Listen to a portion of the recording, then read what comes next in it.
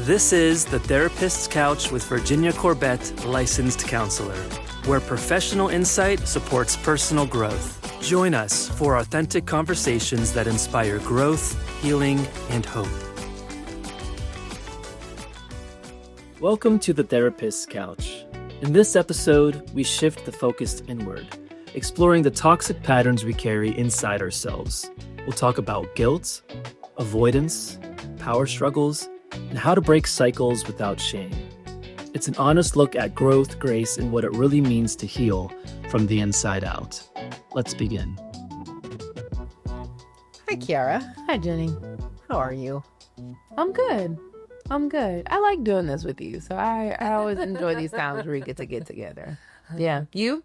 I do. I'm feeling good. That's nice. I like your polka dots. Oh, thank you.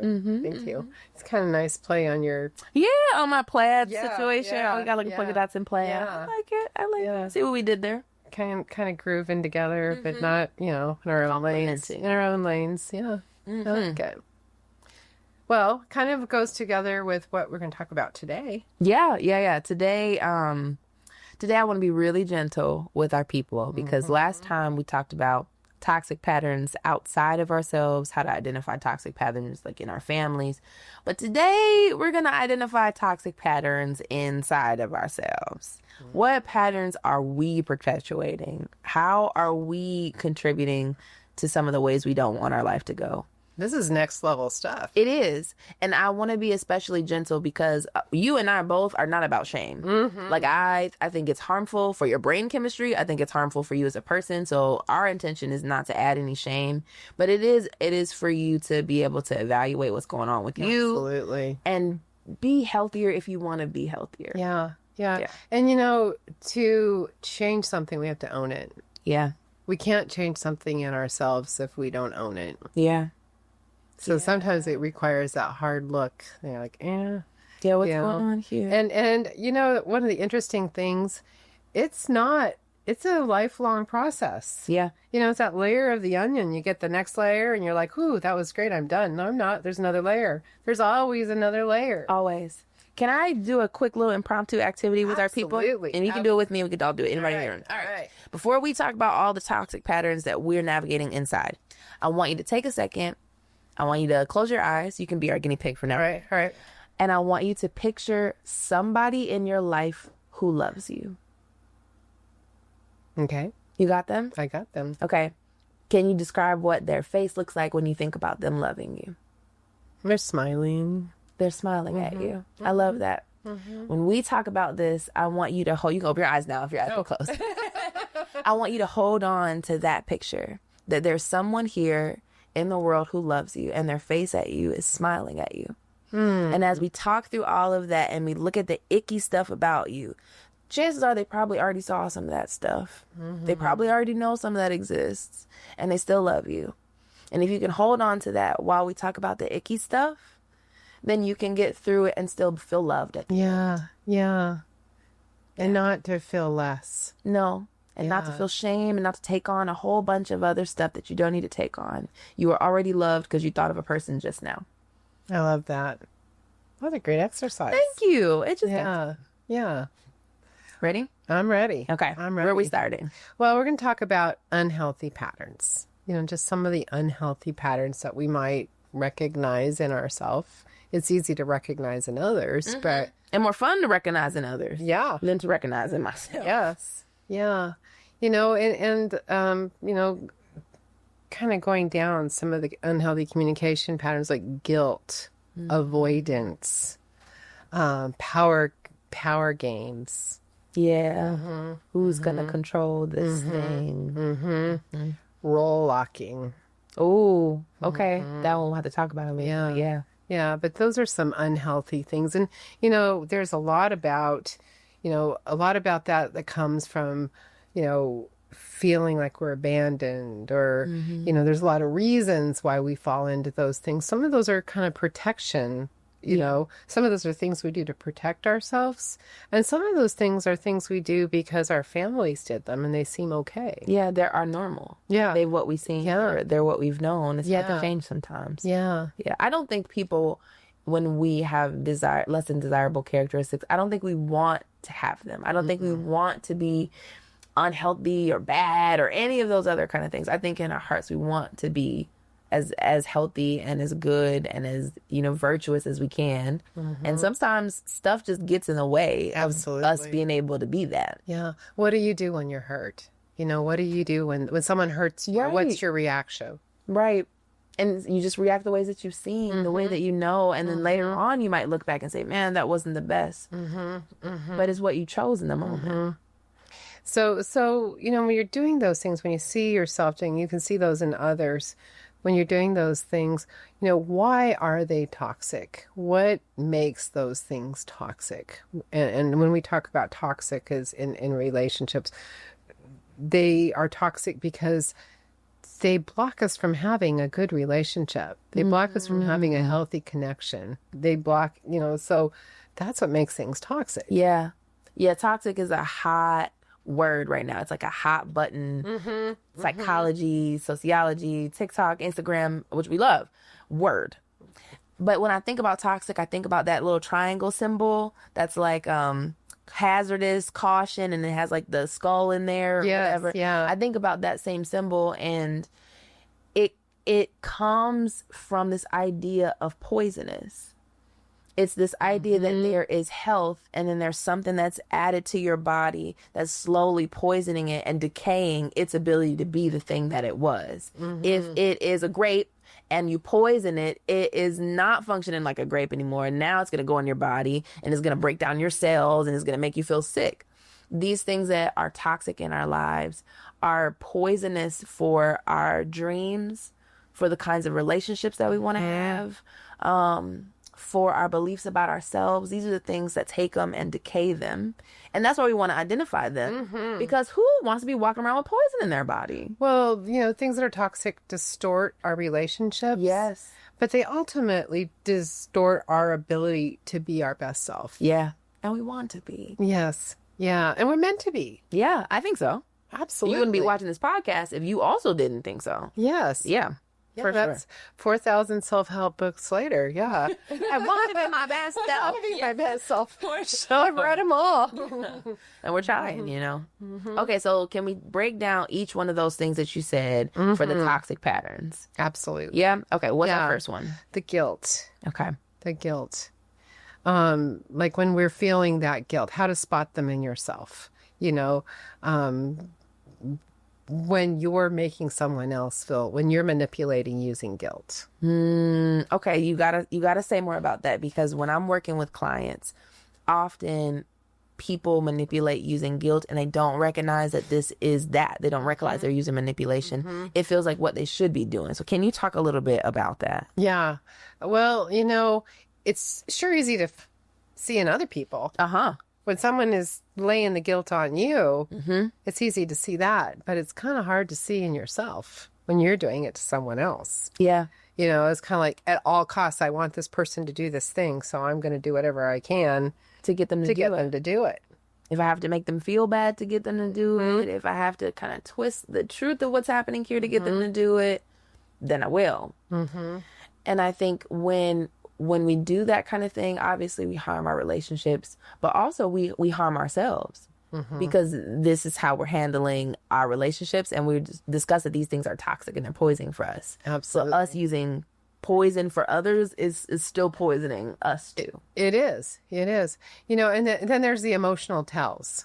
You know, like we can tell in ourselves when we feel bad, when we have an interaction where we feel guilty, when we feel like, you know, that feeling, that's it. Like there's something that didn't happen well in that relationship. What was that, you know, log in my own eye? What did I do to contribute to that? You know, like, you know, I said at the beginning, that's next level stuff. You know, you really, to kind of start to do your self-examination. How am I part of this toxic pattern? Yeah. What's my part in this? Yeah. I think too, this one is hard for people to identify, because sometimes we use guilt and we think that it's well-meaning, and so that this is okay because it's well-meaning. And man, that's such a slippery slope. And neither one of us are saying this as the people who are free from all toxic patterns. We never use any toxic communication. We're teaching you because we're above you. Like none of us are saying that. We're all learning together. We're all in a learning lab of life. We're all identifying stuff. We're all getting better. But I think sometimes, especially like from our families of origins or our other relationships, people will use guilt to try to get you to do something that they think is good, but you don't even get to fully enjoy the good because you got guilted into it. And so it kind of has like a reverse effect when you use some of these toxic patterns to accomplish something that could be good. Mm-hmm. Does that make sense? Absolutely. Well, and another thing that happens where you can start to see yourself is when you snap back. Like if you have an interaction with someone and you find yourself, you find yourself snapping back, chances are it triggered something in you. Yeah. What was that? Can we pause? Can we look at what made me feel that way? Yeah. Why did I snap back? That snap back thing. And then when you find yourself saying something or doing something you swore you'd never do or say, like in your family, like my mother always says that thing, or she always, and then you find that coming out of your own mouth and you say, oh my gosh, I've just become my mother, that also, you're very likely a toxic pattern or family pattern is coming through you. Yeah.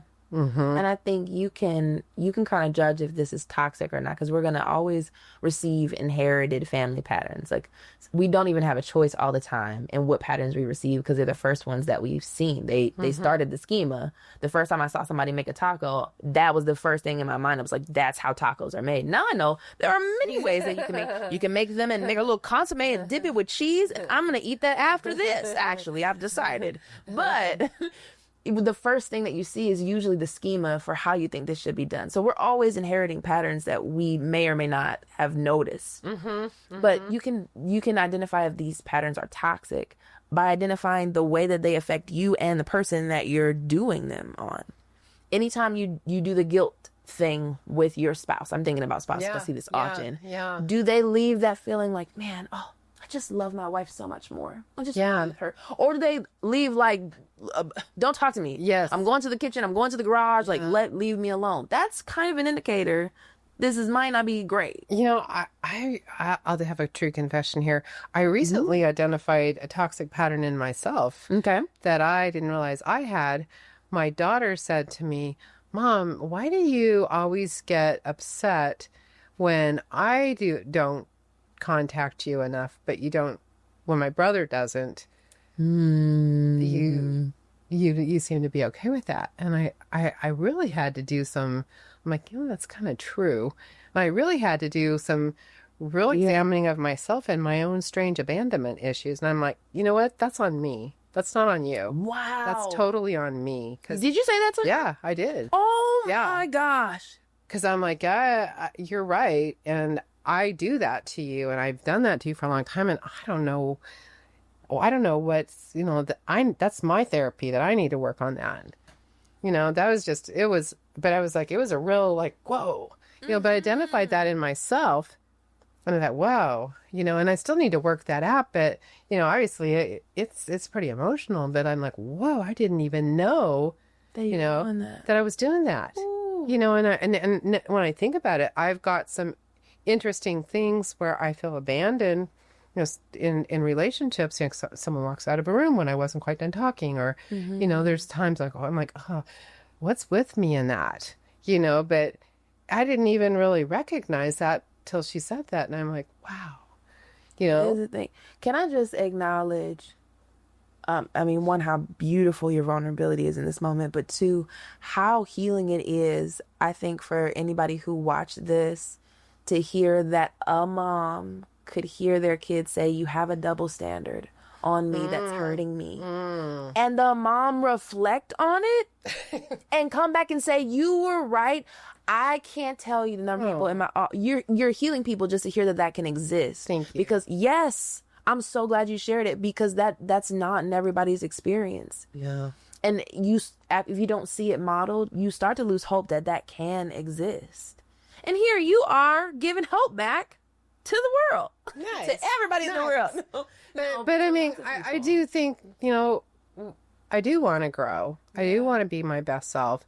And as you think the room's cleaned up, but then you open a drawer, open the closet, and like, whoa, that still needs some work. Spiders. Webs. Woo. Yeah. And I think if you're willing and you're feeling empowered enough to really look into your own patterns and, like, I don't want to do that anymore. Mm-hmm. I don't want to do that anymore.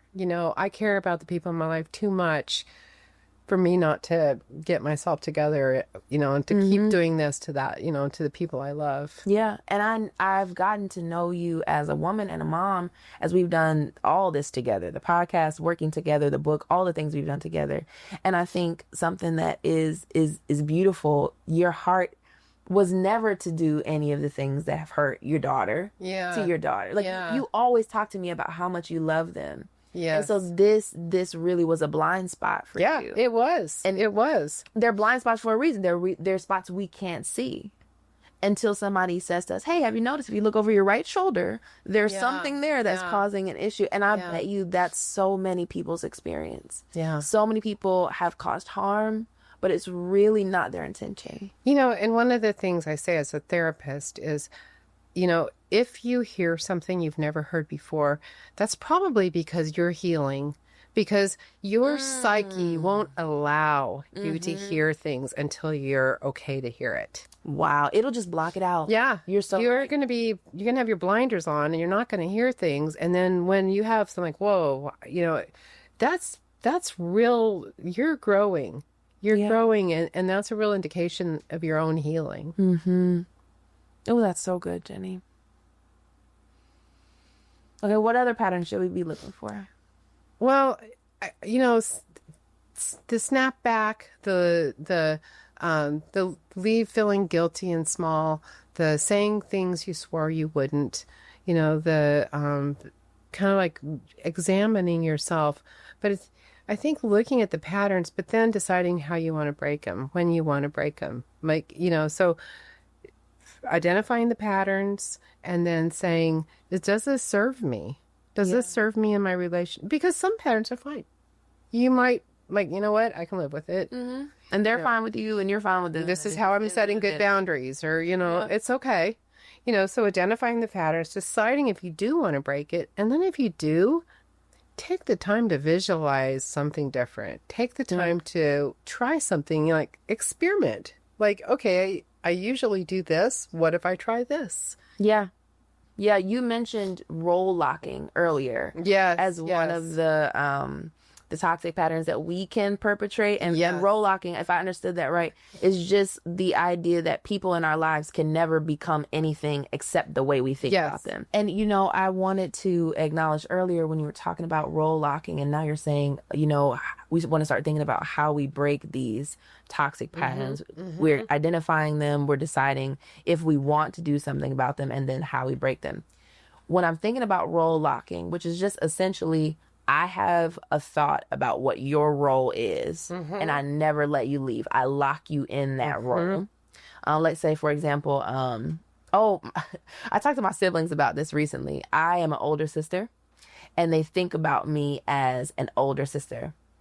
They don't think about me as a girl. They don't think about me as a wife to my husband. They think about me as an older sister, which is hilarious. So there are moments where, like, I feel scared, or I would like for my door to be opened, but I'm not a girl to them. I'm an older sister. So they're like, protect us. Talk to us. And I'm Interesting. like, no. Interesting. So who is gonna look out for me? And now as we're getting older, we're talking about stuff more, and they're starting to see me not just as an older sister, but me, Kiarra, me, the woman, me, the girl who has ideas, who is scared sometimes, who is sad sometimes, and we're changing those patterns. So when we're thinking about breaking patterns, it's important for me to think about the ways that I have role locked the people I love. I also role locked my brothers. I didn't let them get older. I didn't let them be strong around me. I was an older sister. I am helping them. I am leading them. I am serving them. just as much as they are looking to me to do those things. And now we've decided we don't want that anymore. Well, and that role locking, it can be the role you are in the family, but it can also be like peacemaker. Yeah. Or, like, oh, the peacemaker needs to come in. I'm sure you're the peacemaker. Yeah. I'm sure the peacemaker will do it. Yeah. I'm going to cause chaos. Yeah. The role, exactly. The role locking is, and role locking is to me, it's the most infuriating thing when people put me in a box and think they know how I'm going to be, and they make a lot of assumptions. I think the role locking is a really frustrating, toxic pattern that doesn't see your humanness. Yeah. That doesn't see your individuality. That doesn't the role locking it's just a ridiculous thing that we humans do to each other all the time. Yeah, you don't get to be a whole person. See me for who I am, not for the role that I play. Yeah, that's it.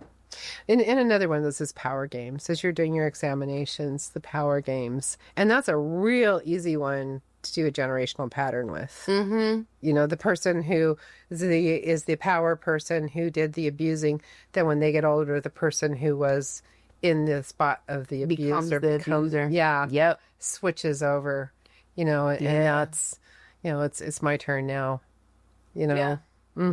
I've seen that. I've seen several times, like, just the quick pass down. I've seen the mom will yell at the dad because there's something that she thinks that the dad should have done in parenting, and the dad will turn around and yell at the oldest kid for the thing that the mom just said, and the oldest kid will turn around and yell at the younger kid for the thing that the dad just said that the mom just said. And you can watch it travel straight through the family. Yeah. And I'll just be like, hey, did you guys notice the same thing traveled all the way through the family? And they're like, no. And I'm like, did you enjoy that? And they're like, no, none of us like that. I'm like, okay, so we got to talk about this so that doesn't keep happening for you guys, because all of you hate it. Mom hates saying it, and everybody who received it hate getting it, Yeah.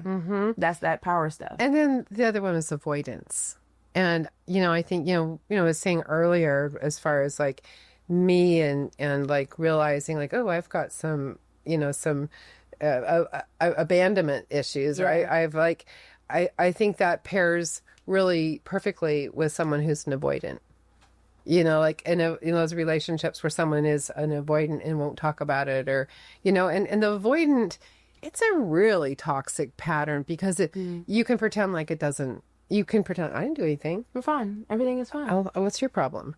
I mean, the avoidant can pretend like they're not participating in the, in the toxic melee. It's Malay.